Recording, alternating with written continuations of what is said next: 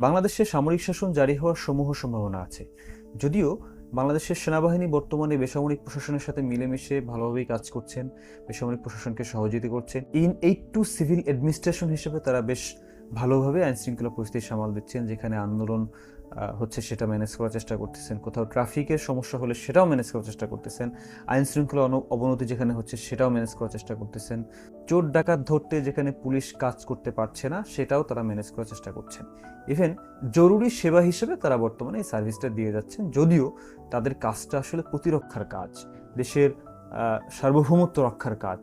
কিন্তু তারা এইসব কাজ বাদ দিয়ে বাংলাদেশে বর্তমানে পুলিশ এবং চৌকিদারের ভূমিকাটাই মূলত পালন করছেন দেশের স্বার্থে, জাতির স্বার্থে।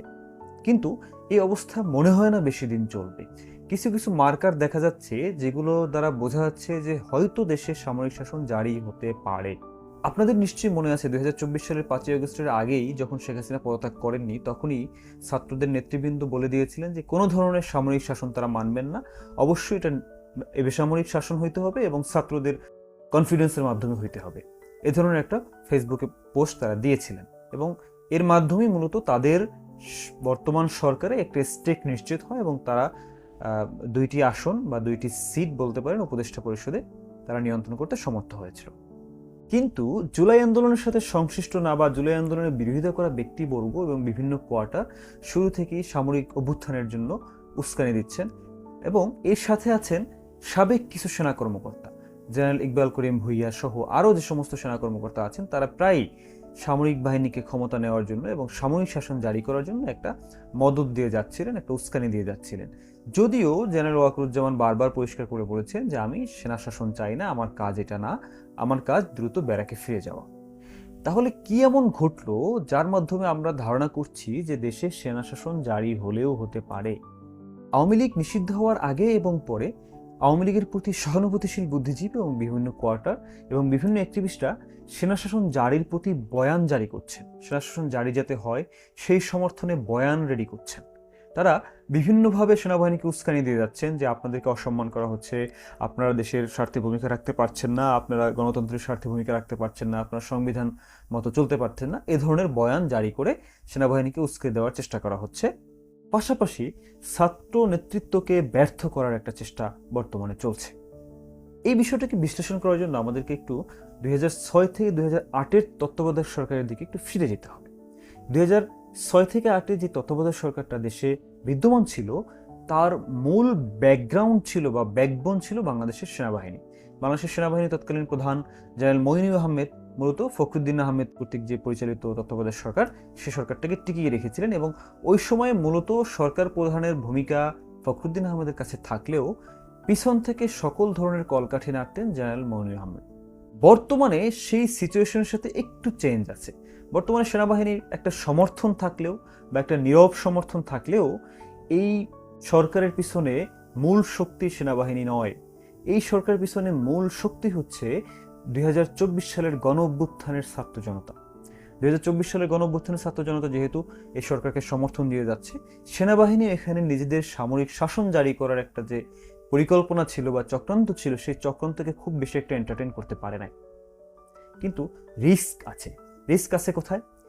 নিয়মিত যেভাবে ছাত্র নেতৃত্বকে প্রশ্নবিদ্ধ করার চেষ্টা করা হচ্ছে, ছাত্র নেতৃত্ব যেভাবে বিভিন্ন কোয়ার্টারে ফাঁদে পা দিয়ে ভুল ডিসিশন নিচ্ছেন, ভুল কাজ করছেন, দুর্নীতিতে জড়িয়ে পড়ছেন, টেন্ডারবাজি, চাঁদাবাজিতে জড়িয়ে পড়ছেন, গ্রুপিং করা, দলবাজি করা, একে ওকে সহনাগরিক থেকে বের করে দেওয়া, জিল্লতির চেষ্টা করা, এ ধরনের চেষ্টা যে তারা বজায় রাখছেন, হাসিনা হয়ে ওঠার চেষ্টা করছেন, সেই জায়গাটায় কিছু রিস্ক আছে।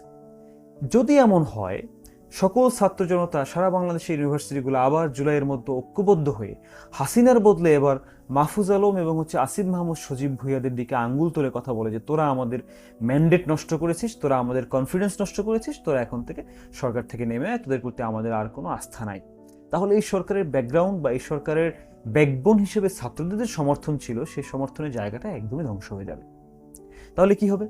সরকারের ব্যাকবোন হিসেবে থাকবে শুধুমাত্র সেনাবাহিনীর সমর্থন। তাহলে সেনাবাহিনীর সমর্থন যদি থাকে এবং সেনাবাহিনী যদি তার ম্যান্ডেট অনুযায়ী কাজ করতে না পারে, তাহলে অবশ্যই সেনা শাসন জারি হইতে পারে। এবং সেনা শাসন জারি হইলে মার্ক মাই ওয়ার্ড, প্রথম যে সংস্কারটা হবে সেটা হচ্ছে আওয়ামী লীগকে এদেশে নর্মালাইজ করা। প্রিয় দর্শকবৃন্দ, আপনাদের মনে থাকার কথা 2008 সালে যখন আওয়ামী লীগ ক্ষমতায় আসে, সেই 2008 সালের আগে থেকে আওয়ামী লীগ এবং ভারতের একটা যৌথ প্ল্যান ছিল সেনাবাহিনীকে ইনফিলট্রেট করা।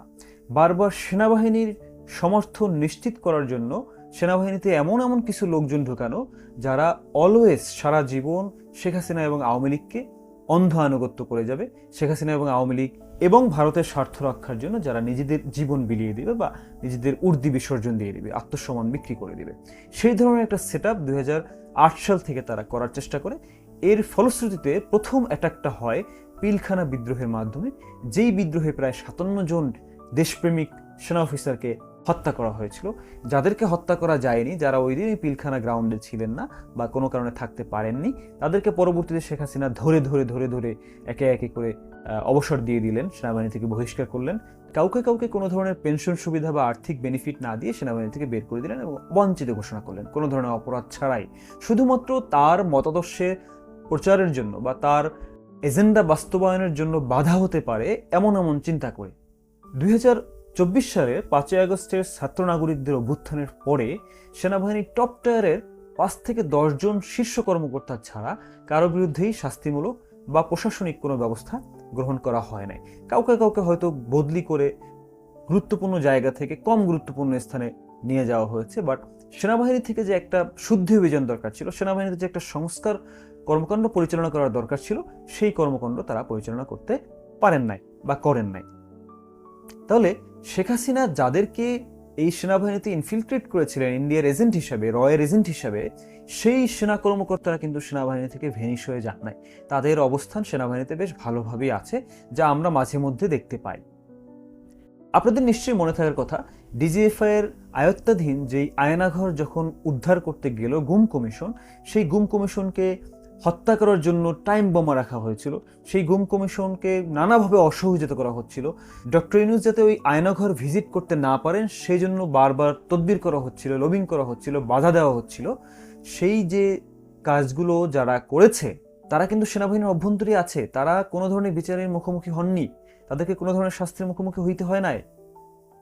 তাহলে শাহবাগ, যমুনায় এই যে এত এত আন্দোলন, বলা হয়ে থাকে যে 2024 সালের 5ই আগস্টের পরে এই পর্যন্ত প্রায় 500-র অধিক আন্দোলন হয়েছে। সবগুলো আন্দোলনই খুবই ডেডলি, মনে হচ্ছে সর্বশক্তি নিয়ে ঝাঁপিয়ে পড়েছে। 16 বছর কেন, গত 50 বছরে কোনো কথা বলতে পারে না। তাইলে সব দাবি দেওয়া এই সময়ে মেনে নিতে হবে, এই সময় আদায় করতে হবে। এই সময় আদায় না করলে সম্ভবত পলিটিক্যাল গভর্নমেন্ট রাষ্ট্রে আর আদায় হবে না, যা করার এই সময় করতে হবে। এই ধরনের একটা টেন্ডেন্সি নিয়ে সবাই সবার দাবি দেওয়া নিয়ে ঝাঁপিয়ে পড়ছে এবং দায় চাচ্ছে কার উপরে? 2 জন ছাত্র প্রতিনিধি আছেন আমাদের উপদেষ্টা পরিষদে, তাদের উপরে দায় চাচ্ছে যে সবকিছু ম্যানেজ করার দায়িত্ব তাদের, সবকিছু সামাল দেওয়ার দায়িত্ব তাদের। তাদের কি এই মবের সামনে ঠেলে দেওয়া হয়? তাদের কি জনগণের দাবির মুখে ঠেলে দেওয়া হয়? অন্য কোনো বুড়ো উপদেষ্টা এই ছাত্রদের মুখে বা এই আন্দোলনের মুখে সামনে আসেন না বা সামনে আসতে সাহস পান না। এই যখন অবস্থা, এবং এই ছাত্র উপদেষ্টারা তো তরুণ, এদের তো মাথা গরম, এরা তো রাজনীতি বুঝে না, ম্যান ম্যানেজমেন্ট বুঝে না। ম্যান ম্যানেজমেন্ট করতে হইলে যেই পরিমাণ ধীরস্থির এবং যেই পরিমাণ দূরদর্শিতা সম্পন্ন হইতে হয়, সেই জ্ঞান তাদের নাই। পলিটিক্স করছে কয়দিন হয়েছে, ক্যাম্পাসে ঘুরছে, ক্যাম্পাসে মাইর খাইছে, ক্যাম্পাসে মিছিল করছে, ক্যাম্পাসে দাবরানি খাইছে, কয়েকদিন আয়নাঘরে গিয়েছে, এর বাইরে তো কোনো অভিজ্ঞতা নাই। তারা তো ভুল করবে, এটা খুব স্বাভাবিক। যখন তারা চাপের কারণে একের পর এক ভুল করছে, তখন ছাত্র জনতা যখন তাদের পক্ষ থেকে চলে যাচ্ছে এবং কিছু দুষ্কৃতিকারী, কিছু উদ্দেশ্যমূলক ব্যক্তি যখন তাদেরকে পরিচালনা করছে, তখন একটা সম্ভাবনা তৈরি হচ্ছে যে ছাত্রদের পক্ষ থেকেই তাদেরকে ব্যাশিং করা হচ্ছে এবং ছাত্রদের মধ্য থেকেই তাদের গ্রহণযোগ্যতা চলে যাচ্ছে। এর ফলে যেটা হবে, সেনাবাহিনীর একটা প্রচ্ছন্ন সমর্থন তৈরি হবে সেনা শাসন জারির জন্য এবং সেই সুযোগটাকেই তারা কাজে লাগাতে চায়। পাশাপাশি ভারতে বসে, আমেরিকায় বসে, ইংল্যান্ডে বসে যে সমস্ত আওয়ামী অ্যাক্টিভিস্টরা বিভিন্ন বয়ান তৈরি করছেন, তাদের প্রধান এবং অন্যতম কেন্দ্রবিন্দু হচ্ছে যাতে বাংলাদেশের সেনা শাসন জারি হয়। সেনা শাসন জারি হইলে বাংলাদেশে আওয়ামী লীগ আবার ফিরে আসতে পারবে। এই আশায় তারা এই ধরনের বয়ানের প্রতি নজর দিচ্ছেন, এই ধরনের বয়ান তৈরি করে মানুষকে খাওয়ানোর চেষ্টা করছেন। তবে পাল্টা বিপদও আছে। সেই বিপদটা কি?